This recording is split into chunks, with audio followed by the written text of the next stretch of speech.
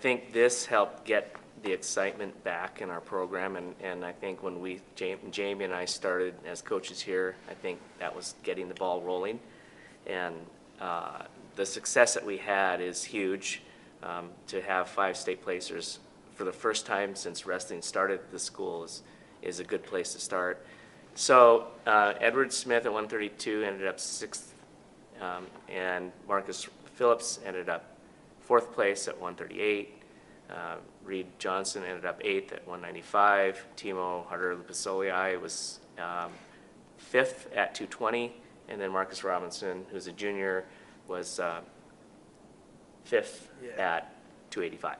Everyone just worked really hard, and they were all determined to get up on the wall. Lots of hard work at practice and a lot of sprints.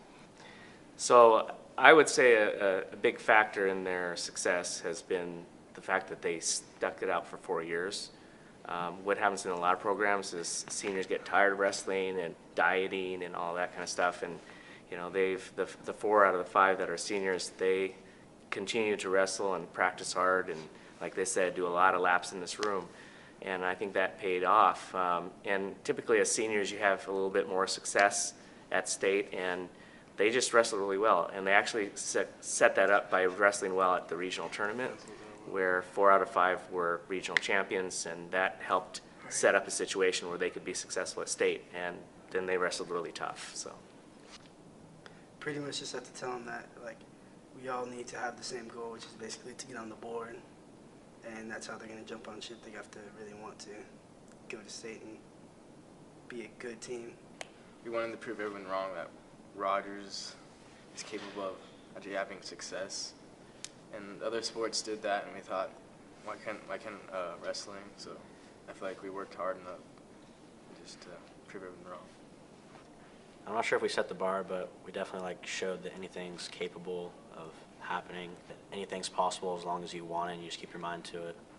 And it takes a special person to do all of that and work as hard as we do, and we have things called the fire lines or walking the plank, and it really tests their mental strength and endurance, and sometimes they break, but they keep coming back, and to do that for 4 years, that's commendable. It was so big, it was huge. Like when you set up, like when we're sitting like in our seats, you couldn't even see the other side of you couldn't see wrestlers on the other side. They just kind of look like little ants down there. You couldn't read scores from the top. It was just crazy to see 24 mats all together and just wrestling everywhere.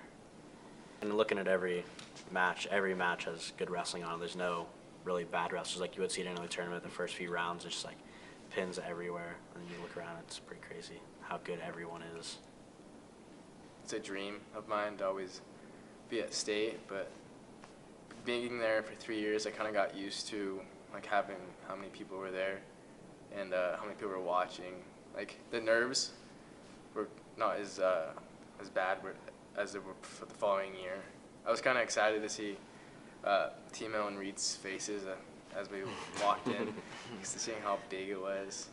They never experienced that, so I was like, that's pretty cool.